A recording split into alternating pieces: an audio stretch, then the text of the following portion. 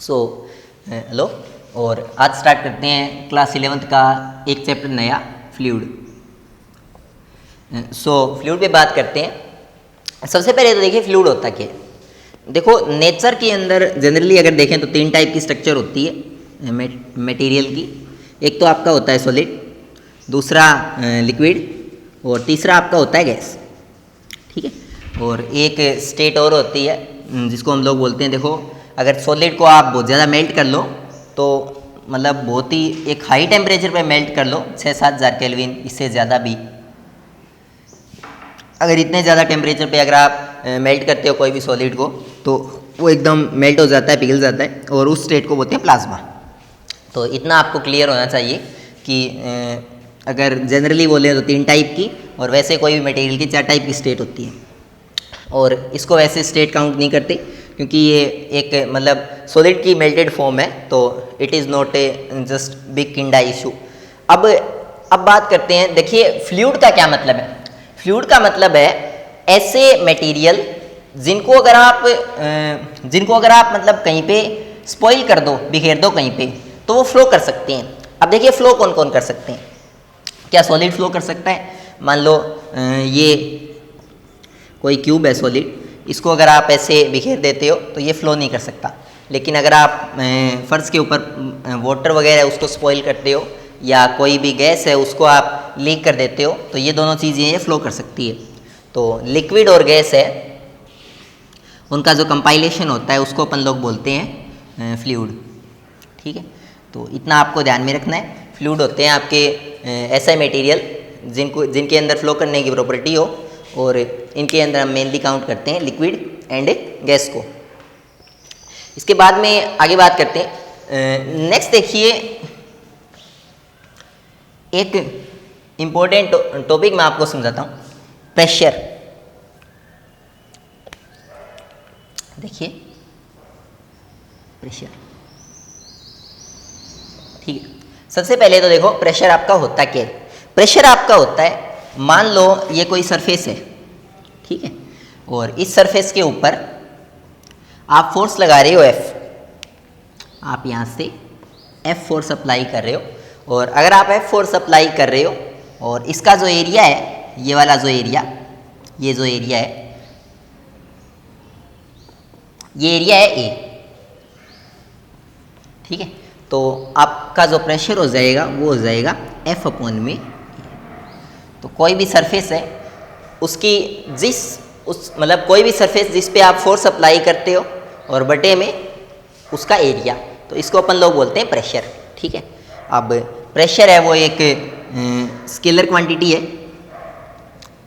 ठीक है, और स्केलर क्वांटिटी ये 2 टाइप से आप लोग बोल सकते हो। देखो फिजिक्स के अंदर कोई भी क्वांटिटी है वो स्केलर तभी हो सकती है जब एक तो उसकी कोई भी डायरेक्शन ना हो, और दूसरा उसकी फिक्स डायरेक्शन हो। मतलब या तो उसकी कोई डायरेक्शन हो ही ना, जैसे टाइम की कोई डायरेक्शन नहीं है, 5 मिनट 10 मिनट। अब आप ये नहीं बोल सकते कि 5 मिनट नॉर्थ, ऐसा मतलब कुछ। और कई चीज़ें ऐसी होती है जिनकी डायरेक्शन फिक्स होती है, जैसे इलेक्ट्रिक करंट आप कोई सा भी ले लो, वो हमेशा फ्लो करेगा पॉजिटिव टू नेगेटिव। तो ये आपको क्लियर होना चाहिए कि फिजिक्स के अंदर कोई भी चीज़ स्केलर तभी होती है जब या तो आप उसकी डायरेक्शन को फिक्स कर दो, और या फिर उसकी डायरेक्शन हो ही ना। तो आपका जो प्रेशर के केस में है, ये सेकंड वाला केस है। मतलब जो प्रेशर है उसकी डायरेक्शन आपकी फिक्स होती है, और प्रेशर की डायरेक्शन होती क्या है। देखिए ये सरफेस है, इसके ऊपर आप ऐसे फोर्स लगा रहे हो, ये सरफेस, इसके ऊपर ऐसे फोर्स, ये वाला एंगल कितना हुआ 90 डिग्री। यानी प्रेशर हमेशा जो आपका सरफेस है उसके परपेंडिकुलर लगता है, तो इसकी डायरेक्शन है वो हमेशा फिक्स होगी, और क्या होगी, परपेंडिकुलर टू सरफेस। तो इतना आपको पता होना चाहिए। प्रेशर होता क्या है। प्रेशर आपका होता है कोई भी सरफेस जिसके ऊपर आप फोर्स अप्लाई करो, और अगर आप उसके ऊपर फोर्स अप्लाई करते हो तो फोर्स बटे में उसका एरिया, वो आपका क्या होता है, प्रेशर होता है। प्रेशर एक स्केलर क्वांटिटी है। प्रेशर को P से अपन लोग क्या करते हैं, डिनोट करते हैं। ठीक है, अब इसको थोड़ा जनरलाइज करते हैं, प्रेशर को देखते हैं पूरा।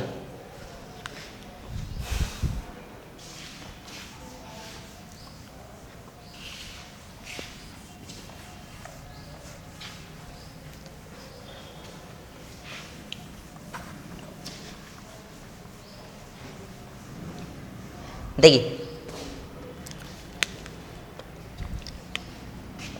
हमने प्रेशर को समझा, कोई सरफेस थी, हमने उस सरफेस के परपेंडिकुलर फोर्स लगाया, इसका एरिया था, हमने प्रेशर को बोला F अपॉन में E, और इतना और बोला कि ये एक स्केलर क्वांटिटी है। अब इसके अलावा देखो, अगर हम इसकी यूनिट निकालना चाहें तो इसकी यूनिट क्या होगी। देखिए फोर्स जो आपका होता है उसकी यूनिट होती है न्यूटन, और एरिया की यूनिट होती है मीटर स्क्वायर। तो जो यूनिट हो जाएगी प्रेशर की वो क्या हो जाएगी, न्यूटन पर मीटर स्क्वायर। और एक चीज़ और ध्यान रखो, प्रेशर के ऊपर काम करने वाले साइंटिस्ट का नाम था पास्कल, और उसने काफ़ी प्रेशर के ऊपर काफ़ी कंट्रीब्यूशन दिया था अपने वर्क का। तो उसको रिमेम्बरेंस देने के लिए, उसको याद रखने के लिए हम लोग उसके नाम पे प्रेशर की यूनिट भी बोलते हैं, और प्रेशर की एक और यूनिट होती है पास्कल। तो ध्यान रखना भी न्यूटन पर मीटर स्क्वायर और पास्कल दोनों एक ही बात है, ठीक है, दोनों इक्वल है। न्यूटन पर मीटर स्क्वायर को ही अपन लोग क्या बोलते हैं, पास्कल। अब अगर बात करें इसकी सीजीएस यूनिट की, तो देखो प्रेशर को सीजीएस में नापते हैं डाइन में, और एरिया को नापते हैं सेंटीमीटर स्क्वायर में। तो इसकी सीजीएस यूनिट जो है वो आपकी होगी डाइन पर सेंटीमीटर स्क्वायर। और एक चीज़ और ध्यान रखो, प्रेशर है वो एरिया के एंटी प्रोपोर्शनल होता है, ठीक है। मतलब अगर एरिया कम होगा तो प्रेशर बहुत ज़्यादा लगेगा, और अगर एरिया ज़्यादा होगा तो प्रेशर कम होगा। ये दोनों एक दूसरे के उल्टे होते हैं, एक अगर बढ़ेगा तो दूसरा गिरेगा। मैं इस पर कुछ एग्जांपल आपको देता हूँ। नंबर 1 देखिए, अगर मान लो ये बोर्ड है, ये बोर्ड यहाँ से, ये बोर्ड है, मैंने अपना थंब लिया और इस बोर्ड के ऊपर यहाँ पे ऐसे स्टिक किया, ठीक है। अब देखो मेरे थंब को कुछ नहीं हुआ। अब मैं क्या करता हूँ, यहाँ पे एक नीडल रख देता हूँ ऐसे, इस हिसाब से, और उस नीडल के ऊपर अपने अंगूठे को ऐसे करता हूँ, तो मेरा जो थंब है वो पायर्स हो जाएगा, मतलब मेरा अंगूठा चीरा जाएगा और मतलब हर्ट होगा। तो देखो दोनों केसेस में हुआ क्या, मैं पहले भी बोर्ड के ऊपर उतना ही प्रेशर लगा रहा था, या मान लो बहुत ज़्यादा लगा रहा था, तब भी मेरे थंब को कुछ नहीं हुआ।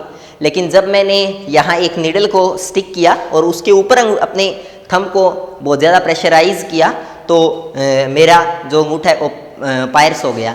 तो देखो दोनों केस में है क्या, पहले जब मैं यहाँ पे थंब अपना रख रहा था तो मैं इतना एरिया कवर कर रहा था, ठीक है, इतना सारा एरिया। तो एरिया क्या था, एरिया ज़्यादा था, और अगर एरिया ज़्यादा था तो प्रेशर क्या होगा, कम होगा। बट जब मैंने यहाँ पे नीडल रख दी, ये वाली नीडल, तो मैं सिर्फ इतना एरिया है वो कवर अप कर रहा हूँ, तो एरिया क्या हो गया, कम हो गया। अब एरिया कम हो गया तो चाहे मैं उतना ही फोर्स लगाऊं पहले जितना, लेकिन एरिया कम होने के कारण अचानक से प्रेशर क्या हो जाएगा, इंक्रीज हो जाएगा, और मेरे थंब पे बहुत ज़्यादा प्रेशर पड़ेगा, और इसके कारण जो अंगूठा है वो चीरा जाएगा, पायर्स हो जाएगा। तो ये कुछ प्रेशर के एप्लीकेशंस है, ठीक है। और इसके अलावा आप ये भी बोल सकते हो, तो पहला मैंने आपको थंब वाला एप्लीकेशन बता दिया। एक चीज़ और देखो, जो आपका कैमल होता है उसको आप डेजर्ट के अंदर भी आराम से उसकी सवारी कर सकते हो, बट आप घोड़े को डेजर्ट के अंदर नहीं चला सकते, मतलब उसको काफ़ी परेशानी होगी डेजर्ट के अंदर चलने में।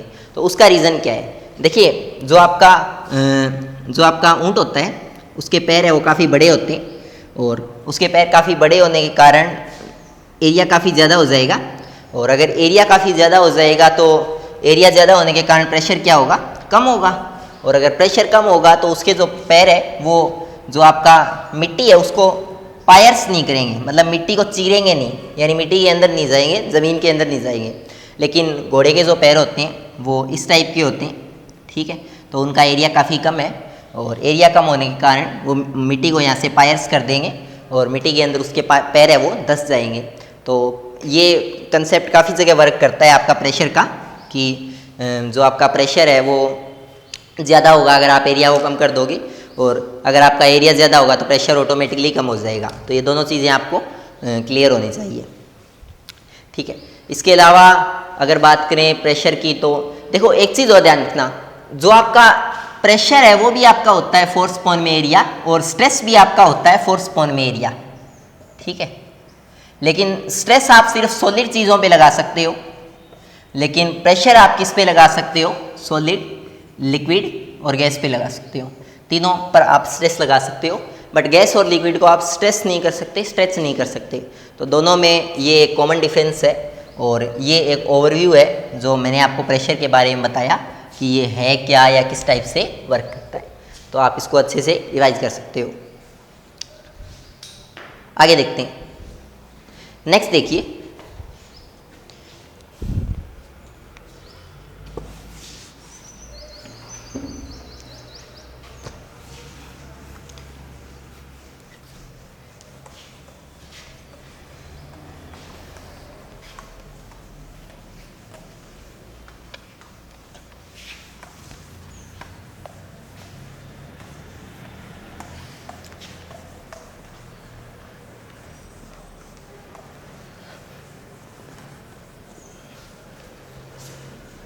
इसके बाद है आपका pressure in the terms of basic quantities. मतलब कुछ भी लिख लो, ये आपको एक बार समझना है। देखिए, मान लो कि आपके पास ये कोई वेसल है और इस वेसल के अंदर आपने कुछ फिल कर दिया, ठीक है। ये आप कोई पॉइंट मान लो यहाँ पे P, ठीक है। अब इस P पॉइंट पे ऊपर से प्रेशर कौन लगा रहा है? ऊपर से इस पे प्रेशर लगा रहा है इतना सारा पानी। तो ये इतना सारा पानी है, ये नीचे की तरफ इस पे क्या लगा रहा है? प्रेशर। क्योंकि सीधी सी बात है, देखो दुनिया के अंदर हर एक चीज़ है वो दूसरी चीज़ पे प्रेशर लगाती है। जैसे अगर मैं इस बोर्ड पे लिख रहा हूँ, चाहे मैं फिर आराम से ही लिख रहा हूँ, तो भी मैं इस पे प्रेशर लगाऊंगा। हम धरती पे खड़े हैं तो भी हमारा पूरा वेट है वो अर्थ पे एक प्रेशर लगा रहा है, और इस टाइप से चीज़ें गवर्न होती है। तो अब आप ये देखो कि ये जो इतना सारा वाटर है, ये वाला, ये सारा इस P पॉइंट पे एक भार डाल रहा है, एक प्रेशर अप्लाई कर रहा है। और देखो ये सारा इतना पानी है, उसका कुछ ना कुछ क्या होगा? वेट होगा, ठीक है। और उसका जो वेट होगा, उस वेट के कारण फोर्स लगेगा कुछ भी, और उस फोर्स के कारण एक प्रेशर लगेगा P = F/A। अब आप एक चीज़ देखो, यहाँ पे आगे एक्सप्लेन करते हैं। देखिए, ये जो इतना सारा पानी है इसका मास है मान लो m, और सीधी सी बात है ये नीचे की तरफ जी ग्रेविटी, इसके मतलब धरती पे जी ग्रेविटी होगी, तो जो F है वो कितना लगेगा? mg, और बटे में आपका कितना हो गया? T। अब आपने एक फॉर्मूला पढ़ा होगा कि जो डेंसिटी आपकी होती है मास बाय वॉल्यूम। और एक चीज़ ध्यान रखना, जनरली हम डेंसिटी को D से डिनोट करते हैं, लेकिन लिक्विड की डेंसिटी को जनरली रो से डिनोट करते हैं, ठीक है। ये रो एक लेटर होता है, इससे डिनोट करते हैं, और मास को m से और वॉल्यूम को v से। तो यहाँ जो m था वो आपका कितना आ गया? Rho into v। इसको यहाँ पे पुट कर दो, तो m की जगह मैंने पुट कर दिया रो v, ये यहाँ से आया, और आगे g और बटे में a। अब देखो रो का रो, देखो वॉल्यूम आपका क्या होता है, आपने पढ़ा भी होगा छोटी क्लासों में। आपका जो वॉल्यूम होता है वो आपका होता है एरिया इंटू में लेंथ, ठीक है। और यहाँ जो लेंथ है वो एक टाइप की क्या है? हाइट है। तो मैं बोल सकता हूँ वॉल्यूम आपका हो जाएगा एरिया इंटू हाइट। देखो मैं इसको एक्सप्लेन करता हूँ। मान लो ये कोई सिलेंडर है, ये इसकी सरफेस है, इसका एरिया हो गया πr² और इसकी लेंथ हो गई l, तो आप बोल सकते हो πr² है। तो यहाँ पे लिख दिया एरिया, मतलब साफ देख लो आप, एरिया इंटू लेंथ। तो आगे g और बटे में a से a कैंसिल, जो आपका प्रेशर का फॉर्मूला आ गया वो आ गया रो एच जी। तो आपका जो प्रेशर है वो कितना आ गया? रो एच जी। तो ये इतना आपको क्लियर होना चाहिए, ये इतना आपको पता होना चाहिए कि जो प्रेशर कोई भी लिक्विड है, कोई भी लिक्विड, वो किसी भी पॉइंट पे जो प्रेशर लगाता है उसकी वैल्यू होती है रो एच जी। अब आप एक चीज़ ध्यान रखो, मान लो आपने 3 बॉक्स है अलग अलग, ये पहला बॉक्स है, इसके अंदर पानी भर दिया, दूसरे के अंदर पानी भर लिया, और तीसरे के अंदर पानी भर लिया। अब देखो तीनों के अंदर वाटर है, और वाटर की डेंसिटी हमेशा सेम होती है 1, किलोग्राम पर मीटर क्यूब, ठीक है। और ग्रेविटी भी अर्थ का हमेशा इतना ही होता है 9.8 मीटर पर सेकेंड स्क्वायर। तो जो आपका P है वो सिर्फ और सिर्फ किस पे डिपेंड करेगा, H पे डिपेंड करेगा। यानी जिस वेसल के अंदर आपने पानी भरा है उसमें कितनी हाइट तक पानी भरा है वो आपका उतना ही ज़्यादा उसका प्रेशर हो जाएगा। मेरे कहने का मतलब ये है, मान लो एक ये वेसल है, एक ये वेसल है और एक ये वेसल है, और तीनों में आपने यहाँ तक पानी भर लिया, ठीक है, इसमें भी यहाँ तक। तो तीनों के इस पॉइंट पे जो प्रेशर होगा वो बिल्कुल क्या होगा, सेम होगा, क्योंकि तीनों की हाइट बिल्कुल क्या है, सेम है।